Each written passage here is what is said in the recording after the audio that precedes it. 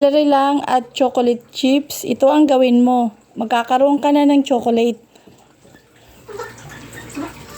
Ayan o. Ayan, nilagay ko na siya sa rep. May chocolate na ako na celery.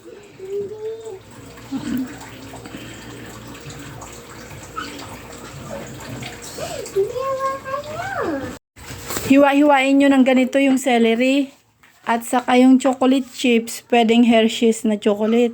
Tapos, ipapainitin nyo yung chocolate.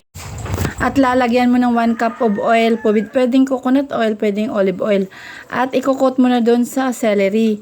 Tapos ilalagyan mo na sa rep pag na-coat na. Ayan na siya, oh guys. Meron ka ng celery chocolate. Ang sarap niya.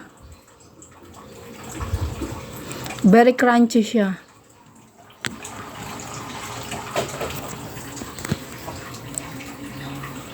Very healthy at saka crunchy kasi celery siya eh.